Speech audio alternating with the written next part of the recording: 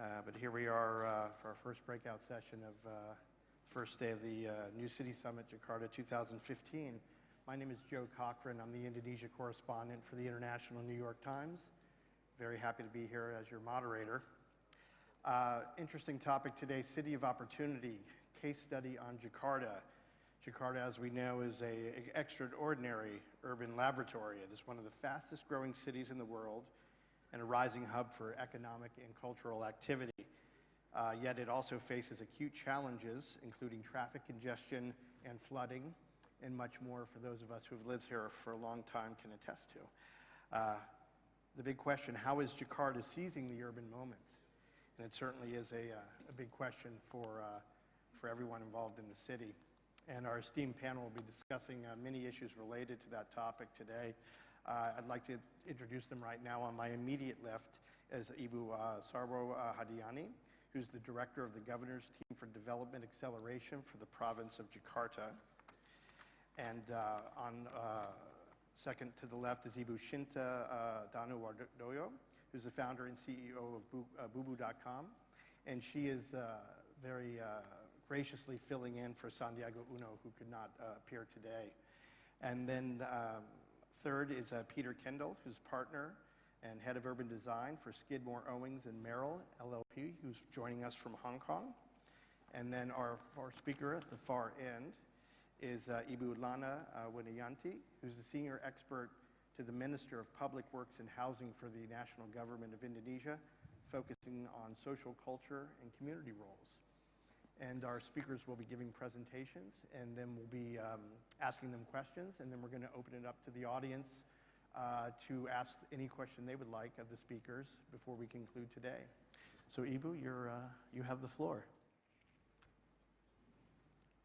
Assalamualaikum warahmatullahi wabarakatuh. Selamat siang. Good day, ladies and gentlemen. First of all, please allow me to once more time saying welcome you all to Jakarta. And I'm so grateful to have the New City Summit here in my beloved city. I'm going to give a brief presentation about development happening in Jakarta. Currently, over 50% world population live in urban area. Indonesia is calculated just about the same.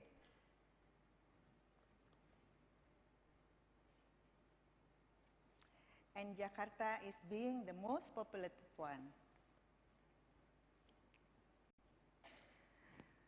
Now I will a bit description about Jakarta. It's an area of 661 kilometers square and dwelled by 10 million in the night time and 11.2 million people in the daytime. With its surrounding area, a greater metro Jakarta is populated by 27 million people. Commuter per day around 1.2 million people. The population growth is about 1%, with urbanization contribute quite high percentage. Jakarta is delta city, traversed by 13 rivers, which the upstream are outside Jakarta, and 18% of the city lies below sea level. Jakarta is capital city of Indonesia and has several roles which make Jakarta is continually perceived as a promising land, city of hope, a place for better living, thus massive urbanization occurs. From those conditions, several problems our city is facing now includes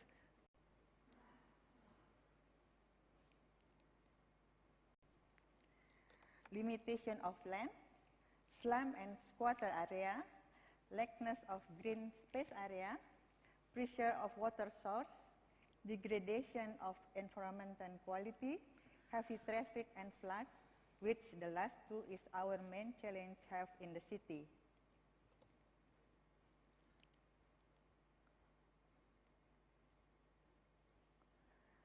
To answer those problems, we have a long-term plan of Jakarta 2030, which we stipulate several targets for the year of 2030, including Sorry.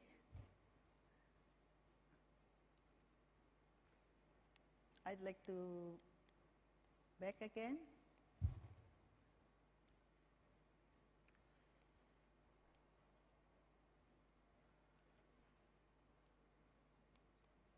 No, for the slide before this.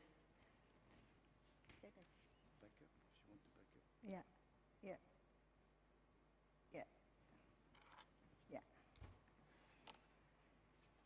Population maximum in Jakarta is 12.5 million people.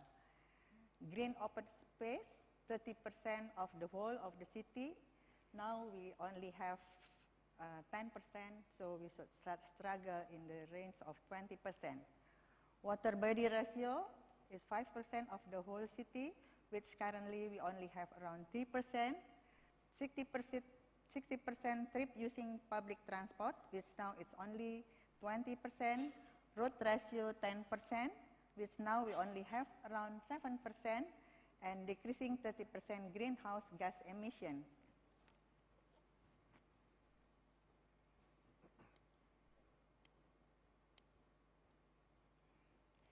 As a effort to achieve those targets, these are several priority programs that we are planning and developing currently. First one is build more public transport, making more efficient spaces in the city and encourage walking and cycling. In order to make more efficient spaces in the city, we are going to develop TOD, transit-oriented development, by giving high-intensity development in the station and its surrounding. We hope we can get more green space in this way.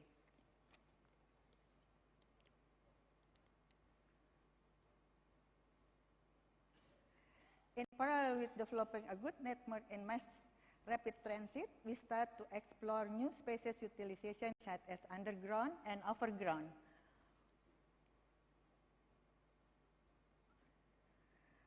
Talking about flooding, we know rivers and reservoirs in Jakarta are now heavily occupied by illegal housing, which contribute to severe flooding every year. We commit to clear up river banks from illegal slum housing by relocating them to subsidized apartments, and make such kind of design that is impossible for them to come back again, and at the same time encourage people to maintain the river or the ponds or reservoir. The gain of this strategy is immigration from outside Jakarta that formerly thought they can reside illegally in the river banks are discouraged to come to Jakarta, and thus massive urbanization can be reduced.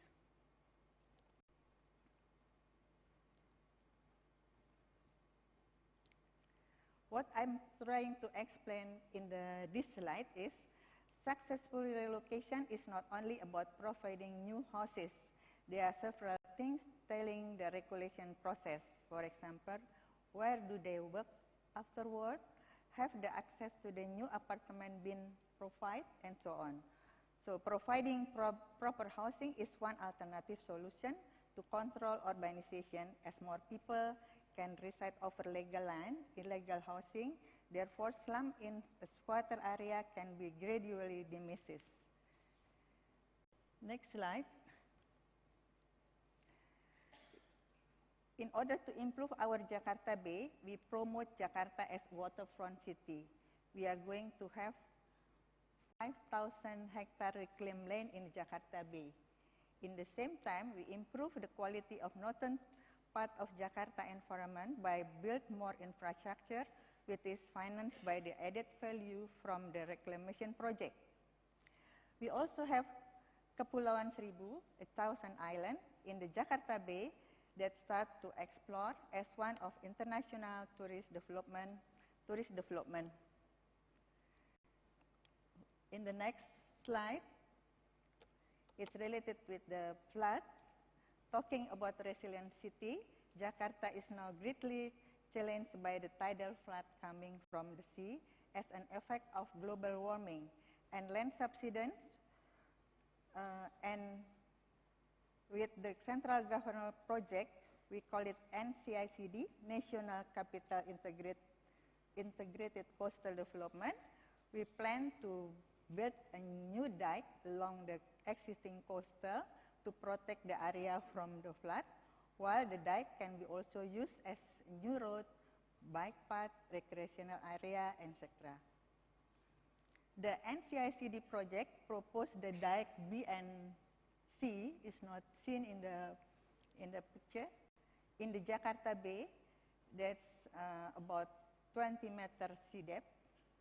That not only protecting Jakarta from the flood, but give more gain to the city, such as provide raw water for the city, opportunity to have new harbor in the deep sea, opportunity to have a better road network and public transport network, and opportunity to have more land reclamation. We believe through the NCICD approach, we can turning challenges into opportunity. Before the end of my presentation, I'd like to show our strategy in order to manage the city better. We developed an ICT system as a part to achieve a smart Jakarta. This gives opportunity to the citizen to take a role by giving report directly to the governor and get response as well.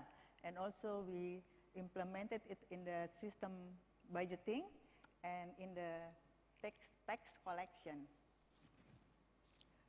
And the next slide, we also give strengthening to the Lurah and Camat to directly communicate with the community so they can serve better to the community in the kecamatan and kelurahan level.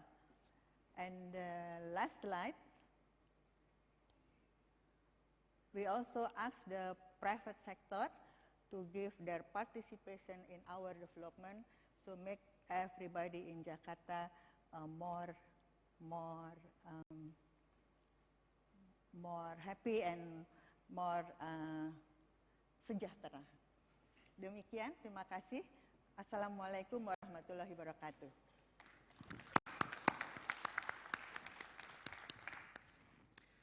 Thank you very much, Ibu, for your presentation. Ibu Lana, would you like to take the podium, please?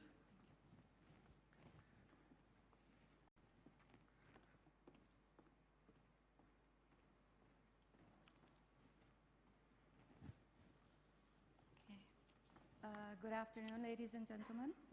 Assalamualaikum warahmatullahi wabarakatuh. Okay, thanks. I'm going to give a brief presentation about the policies towards livable and sustainable urban development in Indonesia.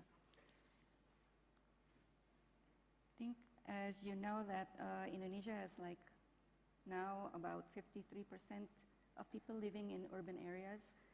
And more areas of rural areas are becoming urban, and also migration of people from rural to urban is also very high. And it's been a concern of the Ministry of Public Works and Housing to focus on infrastructure development and empowering the communities. So one of the problems of infrastructure is mainly that access to water, to safe and clean water, so far has reached only 70% in urban areas, and sanitation only covers 60%. There's still a huge population living in slums. In Jakarta, for instance, there's 1,000 hectares of slum areas. And then, although in 1969, Jakarta initiated the Kampung Improvement Program, I think it has not really reached all the areas. There are still new slums emerging because governments have not been able to meet the demand of housing and also infrastructure. There are some concerns regarding urban mobility, for instance. We have new town developments surrounding Bodetabek area, but unfortunately many of these new towns are quite fragmented. They're not integrated into a system with public transportation. And then there are more and more people using not using public transportation because there's lack of public transportation and more private vehicles in Jakarta and many large cities, middle cities as well. Jakarta and all most urban areas has a very high rate of private ownership of vehicles. And then flood risk is also continued. There's more and more rain, and yet the infrastructure in cities is quite limited. So the Ministry of Public Works and Housing has promoted two programs for urban development. The first one is the Green City Program. This program is mandated by law number 26, year 2007 on spatial planning, where cities should provide 30% of its area for green open space.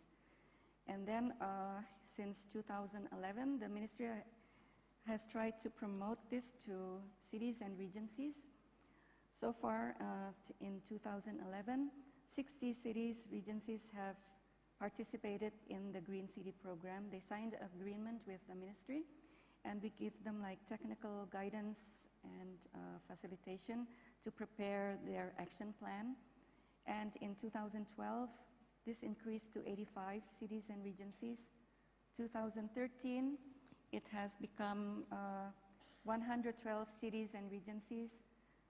And we are still trying to promote this program to more and more cities and regencies. There are like 8 subsystems of the Green City Program: green planning and design, green open space, green waste, green transportation, green water, green energy, green building, and green community. And for our other program, it's the heritage conservation. This is also mandated in the law on spatial planning. And we started the program for heritage conservation in 2012, where 28 cities have initiated their participation in the program and making their heritage city plan. And now in 2015, there are 45 cities and regencies that are participants in the program. So they are now preparing their building and environment plan before the development of the heritage city. Some examples of heritage city besides Jakarta in the north area of the old city of Batavia is in Solo. You have like the batik area of Laweyan and Dalam Kauman, and also in Yogyakarta, you have parts of the city that are heritage, but also economic development and also tourist area. These are just some programs in other cities, like the Green City Program in Semarang, and then heritage. You have also some, as I mentioned before, in Jogja, Semarang, Surabaya as well, and Pekalongan and Solo. So I think those are the main points of my presentation. I would like to invite also stakeholders to participate in October. The Ministry of Public Works and Housing is organizing with UNESCAP the Asia Pacific Urban Forum that will be held on the 19th till 21st of October. And next year we will also host the PrepCom 3 for Habitat 3 in Surabaya. So during those events, stakeholders are most welcome to provide their inputs for the new urban agenda. So thank you. Wassalamualaikum warahmatullahi wabarakatuh.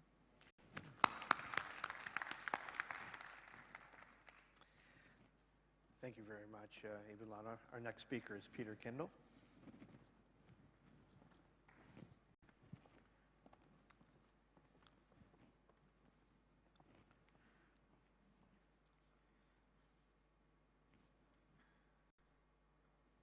Thank you very much for me, Joe. I'm very pleased to be here. This is an important conference, I think, for Jakarta and also the ASEAN region. I did want to just show a few pictures of some projects that we've been working on. SOM, City Planning Company, we do have about 100 staff members devoted exclusively to planning issues.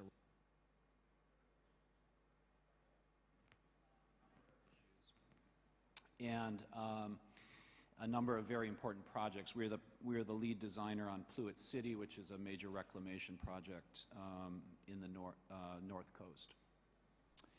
So, here we go. So I think we all know that today we're really in the age of urbanization. Many people have talked about that. And the question we wrestle with as designers, and I think is an appropriate topic for today, is what are the opportunities around that? And when I think of Jakarta, I think specifically about infrastructure opportunities, and I'm glad that we have representatives from the city for this panel. I wanted to show two projects that we have recently completed around strategic planning and also water that I think are relevant for Jakarta. And in 2006, we completed a master plan for the Kingdom of Bahrain. And Bahrain is actually about the exact same land area, about 750 square kilometers, as the city of Jakarta.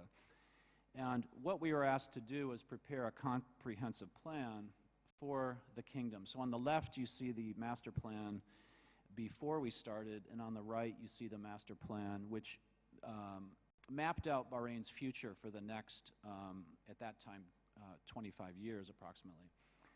So we organized this plan around very specific themes. And the first theme was to create one plan, to create a single vision. I think that's also important for Jakarta, that many of these projects and initiatives that the government is undertaking be consolidated into a single vision for the region. We also spent a lot of time talking about environment in Bahrain, and we also spent a lot of time talking about the public waterfront. So the similarities between these two places, I think, are actually quite interesting. And what we did is integrated environmental issues, transportation issues, and land planning issues all into a single set of proposals for the Kingdom of Bahrain. And we did some very specific planning, as we just saw for the north coast of Bahrain. We also did so on the north coast of, or I'm sorry, we just saw for the north coast of Jakarta. We did the same for Bahrain. And this provided a long-range vision not only for infrastructure investments, but also for private developers to gain some security and stability about what the future held for their particular piece of property. So it is possible to map out these land use and infrastructure challenges into the future. The second one I wanted to show you is a project we did recently in North America, which was a vision plan for the Great Lakes region. Now, this is a broader scale project, obviously, but I thought it was relevant to Jakarta because it looked beyond political boundaries. We said, okay, here we have a resource, a freshwater resource, and this freshwater resource actually is 20% of the world's fresh water, and it's primarily serves about 85% of the population in North America. And so we looked at this resource, and I'm sorry, it's 85% of North America's fresh water. So here you see the watershed area, very large area. So this could be analogous to, say, the larger Jabodetabek region of Jakarta. But it is possible to begin to think regionally, and again, beyond political boundaries, about energy, about clean water, water sources, and also transportation. So this project also was then presented in a public forum in Chicago, and also has been touring to Montreal and some other Great Lakes cities. and has provided a very good framework for discussion around these critical resources that, I think are very relevant in Southeast Asia, but they're also relevant in many other regions of the world, including North America. So I look forward to our discussion today, and again, we are very excited to be working in Jakarta. I think this is a city of opportunity. It's a city on the cusp of, I think, a lot of great things over the next 10 to 20 years. Thank you.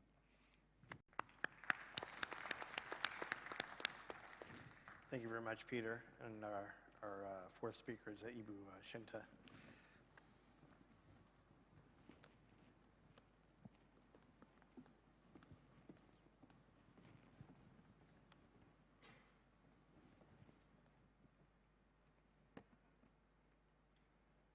All right, good morning, ladies and gentlemen. Thank you for inviting me here today. Well, I'm going to speak on behalf of Pak Sandiaga Uno since he can't really come, but my point of view is more on the technology side since I'm a tech entrepreneur. I've been doing it for 18 years now.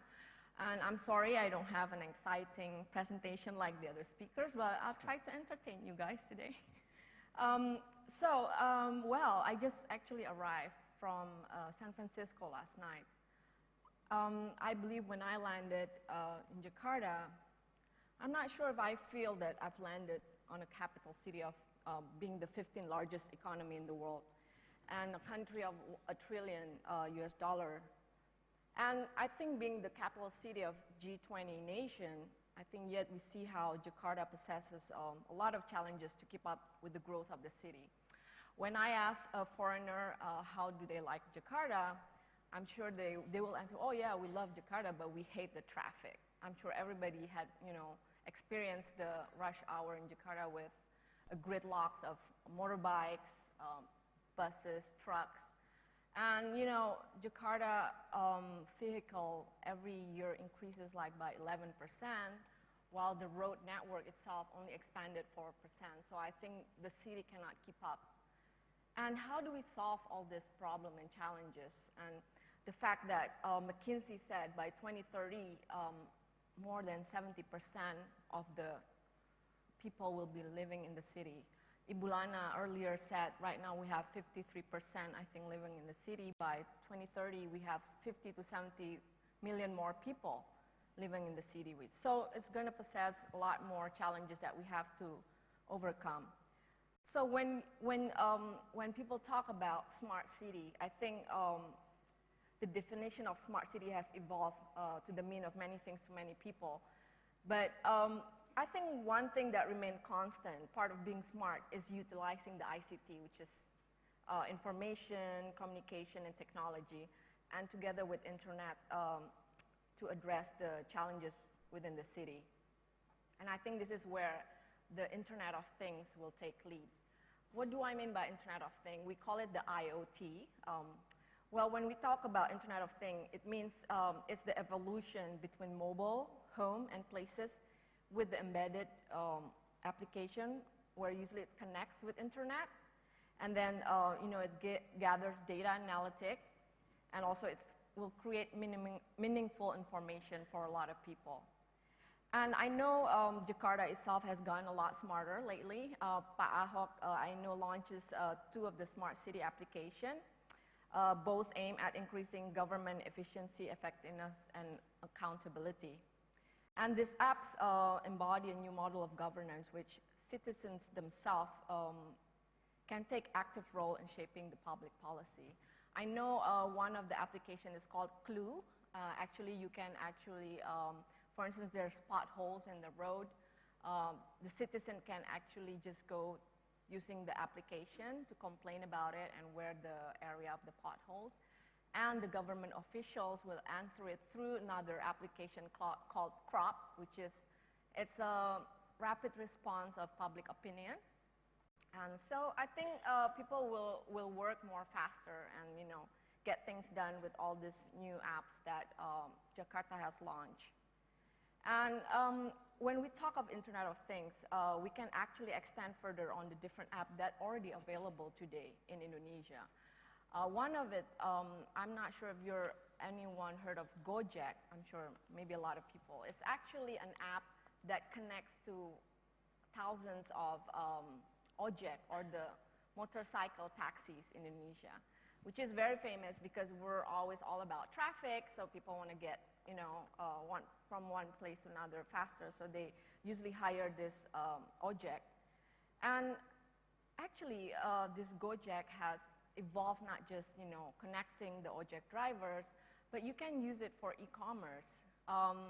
Nowadays, if you want to buy something but you don't have time, you can actually ask an ojek through Gojek application to buy you the items.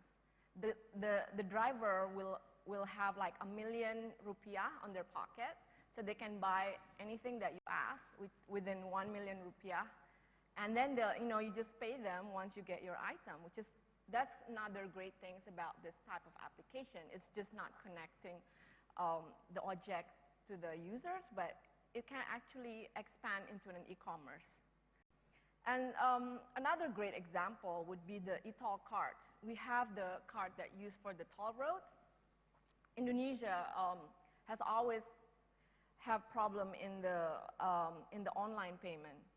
So I was thinking, within that, we have only about 15 million credit card users in Indonesia out of the 250 million people. That is possessing a lot of payment issues.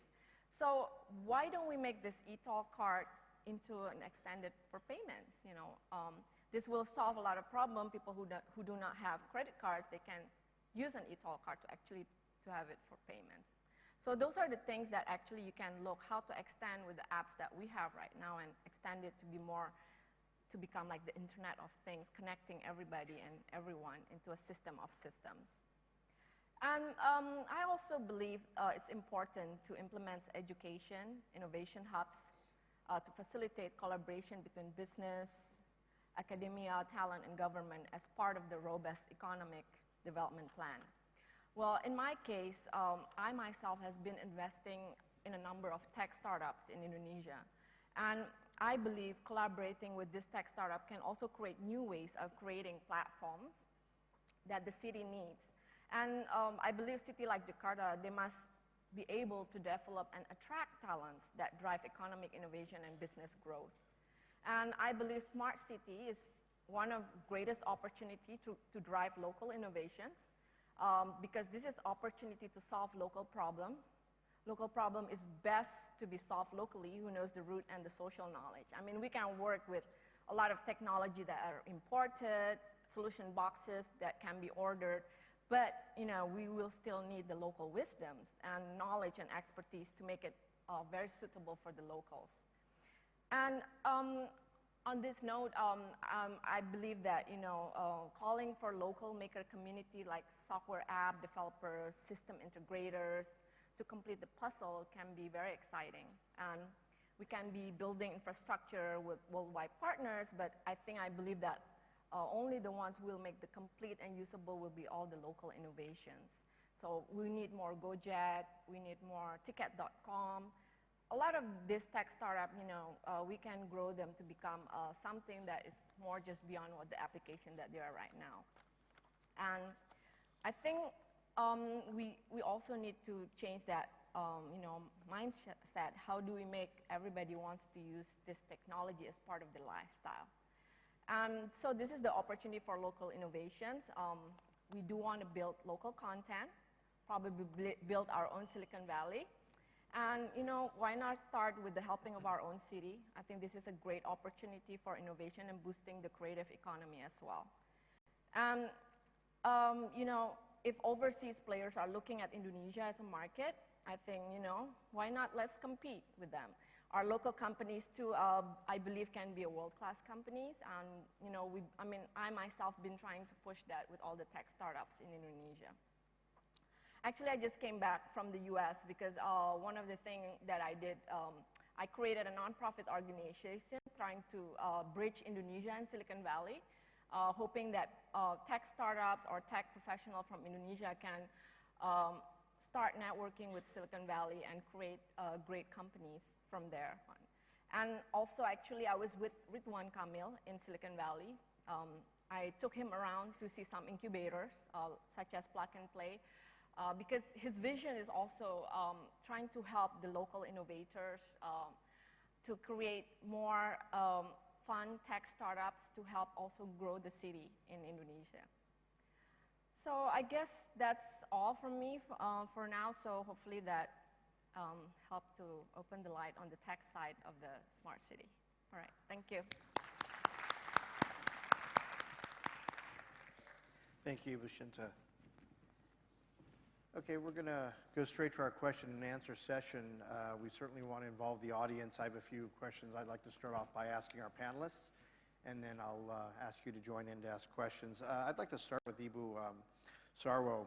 And every year or so, the media will report about the world's most livable cities, whether it's The Economist or other organizations. And every year, Jakarta is nowhere to be seen. It's usually at the bottom, which invariably means negative local media reports. But I want to ask you, what are Jakarta's strengths? What are the good things happening in Jakarta that can help it transform in the world of urbanization?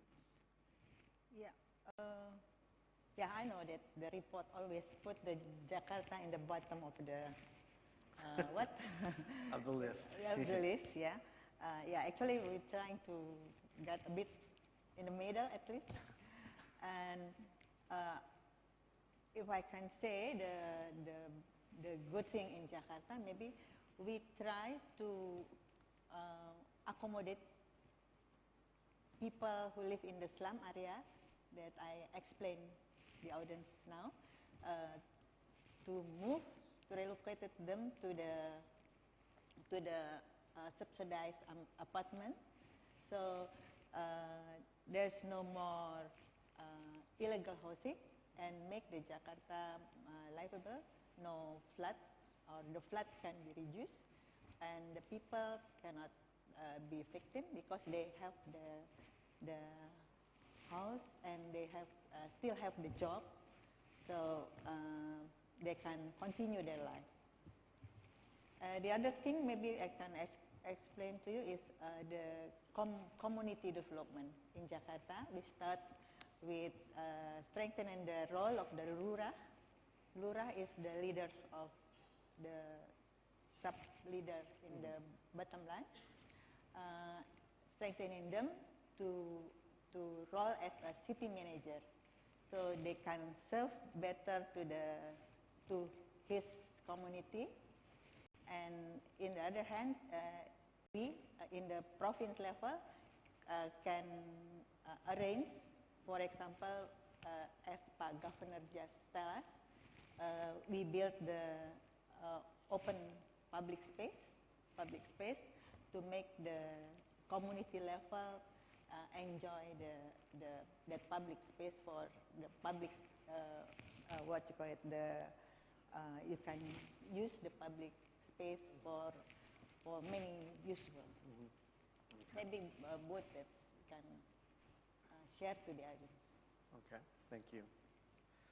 Second question to Ibu Lana. You had mentioned in your presentation about new slums emerging in Jakarta and perhaps other cities. I'll ask you about that because local governments were not able to meet demand for housing and infrastructure.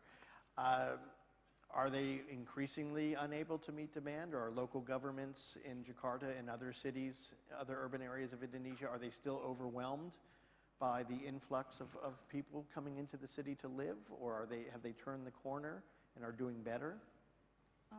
I think they're doing better because now the strategy is to build the houses nearer to the industrial areas. So, for instance, the Ministry of Public Works and Housing is pushing the private sector to build more low-income housing near the industrial areas. So that's one of the strategies that we're trying to promote to other local governments as well.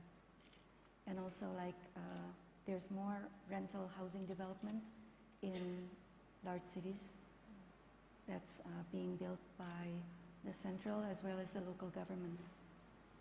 So we're promoting public housing and we're promoting this landed housing built by developers, but nearer to the industrial zones. What about capacity of local governments? I mean, Jakarta is the biggest city and the economic center of Indonesia, but what about second or third tier cities in Indonesia? Do these local governments have the capacity to meet increased urbanization needs? I think they do. They're starting. Like, for instance, Solo is one example, good example, that they've managed to see urbanization as an opportunity to build the economy of their city. So, for instance, in Solo, the population is about 600,000 at night, but in the daytime it can reach up to 1 million because of these informal sector workers that sell, their occupation is like street vendors or working in the market. And Solo has been able to accommodate these informal sector workers. They live in the fringe area, and the local government has provided more public housing and also slum improvement. And they also did the relocation of slum areas at the riverbank to other safer areas. So it's more like they're tackling the slum with the economic development. Okay, thank you. Next question to Peter. Peter focuses on the design of cities, communities, and districts and their complementary relationship to environmental and transportation systems. And transportation is certainly an issue in Jakarta. So I wanted to ask Peter, how does Jakarta leverage transport improvements to create walkable mixed-use development districts, which hopefully will help reduce traffic loads? Well, I think that's the question of the next decade, is how Jakarta does leverage its infrastructure investments to create a more mixed-use city. I think it's well established now that when you have mixed-use districts that are connected by high-capacity or even moderate-capacity transit systems, traffic is greatly reduced. People have a higher quality of life because they're not dependent on motorized transportation. So I think the next step for Jakarta, as these subway lines come online, as the bus rapid transit systems get more efficient, that they begin to examine their land use patterns and organize additional density and a greater variety of mixed uses around transit. Because I think today it's kind of a corridor and enclave system where you have these very, very congested transportation corridors and then these relatively quiet residential enclaves in between the corridors. So just establishing a greater sort of interaction between the transportation systems and the land use patterns, I think, is really the next step as the subway comes online.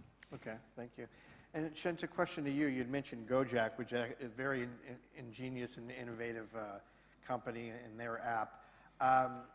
What other new types of innovative apps or innovative type of internet-related services does Jakarta need to help it grow? Yeah, I think there's a lot of things that can come out from the Internet of Things. One of it is the ability of using what you have with you, to create connection with the others. For instance, I'm using the new Apple Watch right now. This one right now you can... Can you hold it up for the camera? Well, anyway, you can actually send your heartbeat to somebody else who's using the same Apple Watch. So I believe in the future you can actually start, turning off your lights or, turning off your air conditioner while you're away in the office, or, before you get home, you can turn on your light using even your watch or your phone. So I guess the possibility is endless. And I know what Pak Ahok done with the clue and crop. I think that's a great beginning because people can actually complain or, you know, give inputs to what's going on in Jakarta, because he has this website that has 300 CCTVs all over Jakarta, which I think by next year he wants 1,000 CCTV. So that's like big guy watching you. So with that, I mean, you can get big data, great data analytics, and, you know, you can gain a lot of good information to help the city itself. Okay, and would new technologies be exclusive to middle and upper class Indonesians? What about lower class Indonesians? No, I think it goes for everybody, because right now the one Pak Ahok is rolling out is using Android, and Android now is very cheap. You can get a $100 phone with the Android phone, so it's going to be for everybody. It cannot be just for middle up. Right, okay. What I noticed on stage here is we have 2 public sector panelists and 2 private sector panelists. And we had to do that to keep it even so they wouldn't go after each other. So I wanted to ask the question of how can the private and public sector work together to help re-image Jakarta in the future, especially given the growth of urbanization in Jakarta. We'll start with you. Yeah, sure. We'll go right down the line. Okay. Yeah, actually, we have a good example. I already told in my presentation that Jakarta want to make the waterfront city. Yeah, the idea is actually come from the degradation of condition northern part of Jakarta. The condition is very poor comparing with the southern part of Jakarta. So in order to make the waterfront city, we need huge of money, because we should increase the infrastructure, and then in order to get that money, we make a reclamation just in front of Jakarta coastline that Peter worked on it, and then we got the value added from the reclamation project, and this value added can be financed to pay the increasing infrastructure in northern part of Jakarta. Okay. And that's an example. Okay. Shinta, you have a thought? I think I would love to see a collaboration between government and private sectors to actually create what you call incubators, because I'm all about local innovations. So an incubator hopefully can help nurture tech startups who are wanting to help to create application for the city. So that could be one idea, because actually that's what Ridwan Kamil, Mayor of Bandung, is also thinking. That's the reason why he was in Silicon Valley. He wants to connect with all the different incubators and learn from them. So I think if we can create one that the government supports, and it takes also the different policy that we need also from the government to create how do I call it? Because the tech startup needs a lot of nurturing, needs a lot of support, and I think government still needs to take part in this. Okay. Peter, your thoughts? Well, we've been working in China quite a bit over the last 20 years, and we have very good relationships with the government there, city governments. So I would encourage Indonesia and Jakarta to utilize the public sector engineering expertise and design expertise to help them solve these problems, because I think the private sector does bring a couple things. One is an immediacy to help solve these problems, so they tend to work quickly and pretty effectively. But I think the more important thing is we bring experience from around the globe, so we can take a problem that we might have addressed in Europe and bring it to Jakarta if it's appropriate. So it's really that breadth of experience that I think could really benefit the city. Okay. And Lana, your thoughts? Our ministry has already started with a public-private partnership in, for instance, water supply, roads and highway, and we're also encouraging the community participation.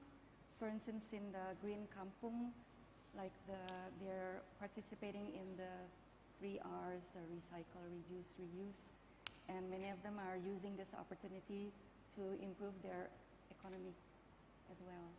And also many cities are entering the IT with developing broadband learning centers. So this is free for communities to access the internet. And usually these municipalities work with the private sector to provide the facilities for the low-income people living in the kampung. So I think this is a good opportunity for children of all income levels to get access to the internet and use them to advance themselves. Okay, thank you very much. Okay, we'd like to open it up to the floor. I believe we have runners with microphones. We'll start with this lady right there, followed by the gentleman there, and then this gentleman here. Can we get microphones starting here? Just please state your name and where you're from.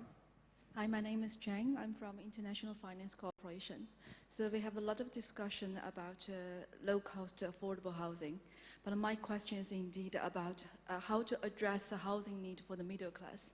Because as the governor mentioned at the beginning of the session, you have to make a lot of money to afford a nice apartment in Jakarta. And I think that is a problem facing by a lot of the cities in developing countries. So I just want to understand from the Jakarta government or the Indonesian government, what other initiatives they are taking to incentivize the supply for large-scale affordable housing for the middle class, and also to enable them get access to the mortgage financing. Thank you. Thank you. You want to tackle that one? Yeah, okay. First, Jakarta tackle the housing for the poor people, especially the community who live in the illegal along the riverbank and the pond area. And we are going to make more than 50,000 units of low-cost housing. And based on Pak Ahok's explanation, we are going to also build a new apartment for the middle class, but it's still very, very cheap. I mean, not as expensive as the private sector make. So what we are going is, we looking for the land, our land, DKI land. For example, we check whether the school or the market still built in the low rise. We are going to make that location become a high-rise building, so we can save the money for the land price, but we can get much unit for the housing. So in this case, we can sell the apartment. We not sell, actually we just rent. We rent the apartment in the moderate price. That's the way what Pak Governor is going to do. Okay, a question to this gentleman there in the third row.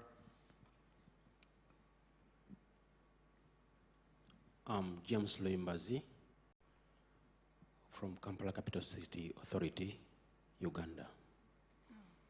One of the presenters told us that in 2007, it was your government approved a law that all urban councils should provide 30% of their land to green space. My question is, who owns the land in Indonesia? What is the land tenure? Because in Uganda, we are grappling with the land. Most of the urban councils are grappling with the land. We don't have land to put public furniture or green space. So I'm wondering, if an urban center doesn't have land, do you compensate, or you just take it as government has decided? Thank you very much. Lana, would you like to address that? Yeah. The regulation says that 30% of the city should be allocated for green open space. Who owns the land? It's a mixture. Some land is owned by the government, the national government. Some can be by the local government, and some by the private, can be by the companies, or can be traditional land or private ownership by individuals. So it's mixed ownership of land.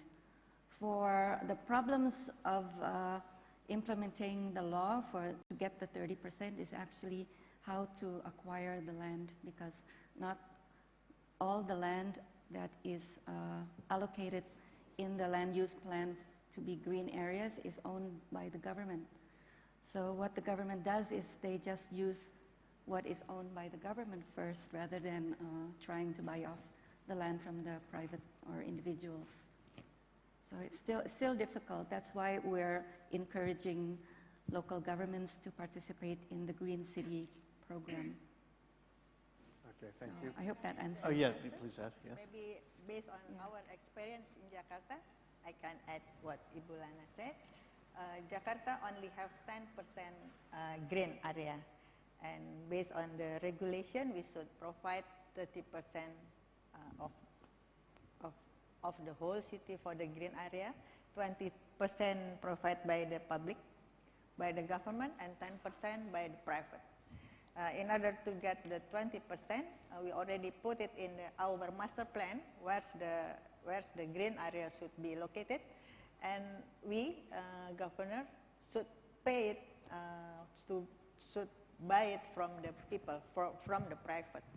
Every year, the Jakarta governor has spent more than 500 billion rupiah in order to get that kind of land. So the land will belong to the government.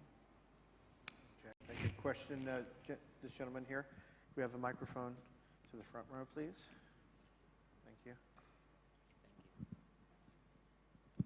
Thank you. My name is Deden Rukmana from Savannah State University in Savannah, Georgia, USA. So following up a question from the gentleman about that 30% for green space. So what is the strategy, or how government enforce that law from Special Plan 26 2007 to enforce that 30%? Because as far as I know that in Jakarta, for example, we have only less than 10% of the total area as green space. That's my first question. Second question is for Bu Sarwo. As you know that Jakarta is the largest metropolitan in the world without metro, without MRT. So it's good, at least we are a little late, but at least we will have that metro very soon, right? A big challenge for us is how we convert all these car riders or motorcycle riders to be metro riders. It's not easy thing to do. As you know, that motorcycles population is increased exponentially. That's why Gojek is very popular here, right? So what is the strategy does the city of Jakarta have to convert all these car riders and motorcyclists to be metro riders? Okay. Lana, do you want to take the first one? Regarding how to encourage local, we just, actually there's no sanctions, more encouraging local governments to increase their land use for open space. So we have awards each year for local governments based on their performance in providing the green space, green open spaces. Also there's like award from the Public Works for local governments. Also there's the National Award, Adipura Award.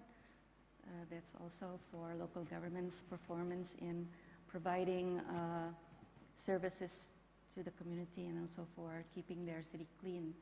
So that's how we try to encourage more and more cities to participate in the Green City program. And also cities are awarding their residents for participating in the Green and Clean program, such as in Surabaya, they have that. And also there are private sector awards such as the Green Building Award and so forth, to encourage people more and more to be more concerned about the environment. So maybe Okay. Thank you. And Ibu, and how do we get people out of their cars and off their I motorcycles? know that's, I think, a matter of how we can provide better public transportation. I think people buy private vehicles because there's no adequate public transportation. If we travel abroad, we're just happy to use the public transportation there. So I think that in like a few years, if Jakarta provides the MRT and Surabaya is ready with their tram and MRT, more and more people are going to use the public transportation. Yeah, Ibu Sarwo, I mean, Jakarta's building an MRT. Yeah. One day it'll be finished, hopefully on schedule. So how do we get people to ride it rather than using their motorcycles or automobiles? And who are the people we want riding the MRT? What type of citizen do we want riding it? Do we want people who take taxis, or do we want people who take their private cars? Yeah, actually, even the BRT, Transjakarta, plan to make the people who use car shifting to the bus. Unfortunately, now it's very small happen, and so we hope that MRT can replace the car and the car uses. In order to reduce the uses of car and motorcycle, because everybody can have 10 motorcycle or how much whatever, but uses it's very limited. Please, we try to make the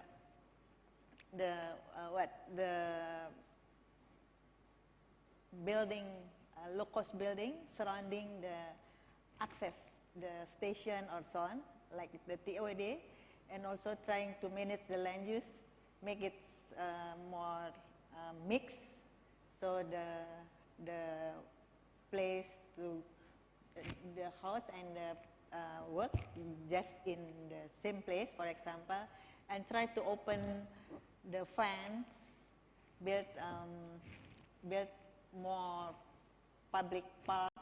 So for the close distance, we can just walk, and also provide the pedestrian way, better pedestrian way, and we are going this year, the end of this year, to implement it, the ERP.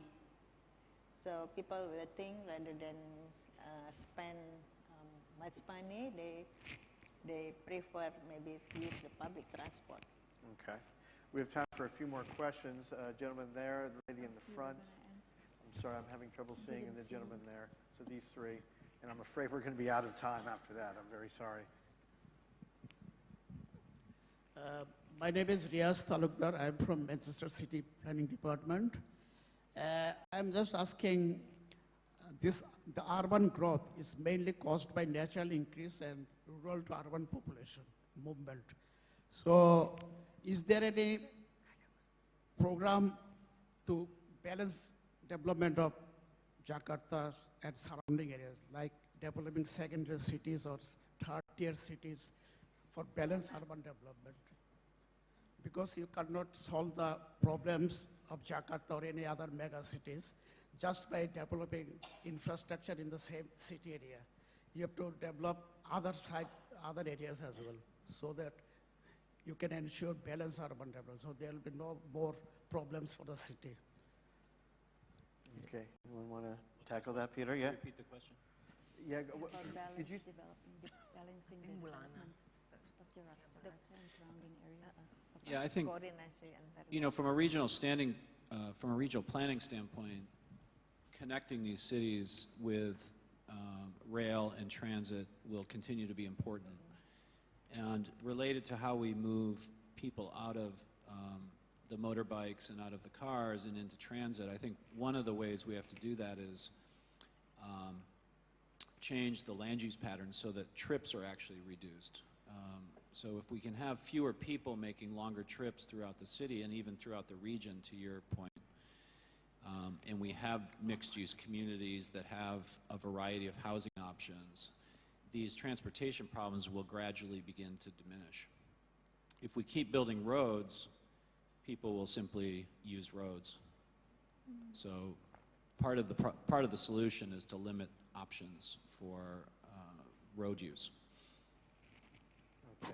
Any question to the lady here and the gentleman? And I'm afraid that'll be unfortunately, that'll be our last two questions. We apologize, we started late. Yes, thank you. I'm from Jakarta Capital City Government. I would like to deliver a question to Ibu Shinta. It's been so interesting to listen to your explanation about the Internet of Things. You know, we also realize in our administration that technology will help us a lot. But what we are watching so far is that there are so many apps on the internet, but they're all used by, and the beneficiaries are the public. I mean, are the people out there, not for the government itself, you know. So do you have any initiative or any project or any program to encourage the young innovative people to develop some apps for the government? Okay. Because now, you know, the governor of Jakarta is actually very keen to have some. So that's why in the next month or in next 2 months, we are going to organize a hackathon from Jakarta. We call it HackJack. Okay, we're very short on time. But I just want to say that. Yeah. At that time, we will have a winner, right? We will have an application, but it is just a prototype. Then we need a partnership from an organization like yours to develop it. Sure. Thank you. Okay, Yeah, that's a good question about really apps quick. for the government. Yeah, definitely that's something we can do together, Ibu. We'll talk on the side since we have no time, but that's something we can talk about. No problem. Thank you. Yeah, I'm sorry we're short on time. Last question to the gentleman there in the fourth row. And for those of you who didn't get a chance to ask questions, if you want to come up and maybe chat with the panelists if they have a moment afterwards. Hi, thank you very much. I'm the data scientist and head of research at United Nations Big Data Research Lab in Jakarta in Indonesia. So maybe my question is related to previous one. You know, the urban issues are really complex, and the governors and planners need a lot of inputs. One of them is some input from the citizens. So I just wondering, what are the good practice to use that information into the government's planning and urban issue the solving? Thanks.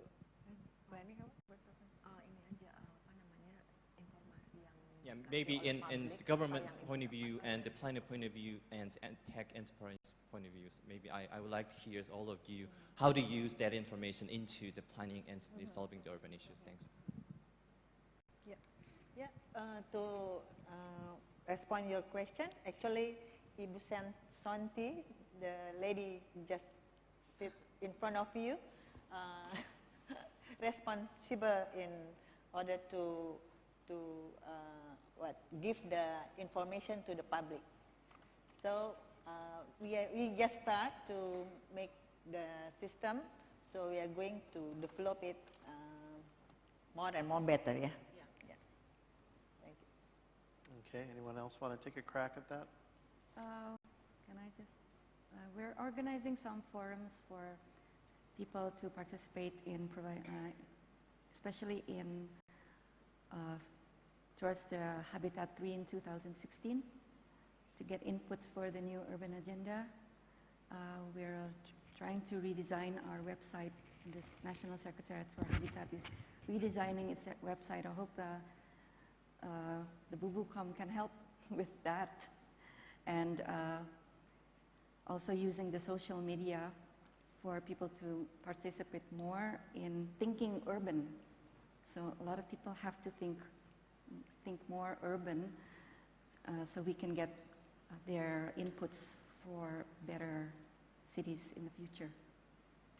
Okay, Peter. So, yeah, just one last thought. I think, you know, the internet and building cities are on two very different time scales. The internet is instantaneous and cities take 5, 10, 15, 20 years to build. So I think the challenge for urban designers is to design relatively neutral environments where people can shape the events that occur in those spaces. So we can't design every space for every use. It's just not possible. But what the internet and things like Twitter and social media allow people to do is communicate and change the utilization of that space in a very quick way. So that's one of our goals, is to adopt some neutrality, I think, in the public realm so that these things can happen.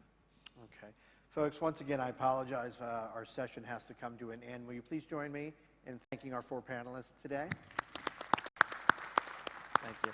And one of the key parts of the summit is for everyone to talk about issues on stage and off stage. So please continue asking questions among yourselves and to everybody during any chance you get during this whole event. So thank you very much. Very enjoyable. Enjoy the rest of the summit. Thank you.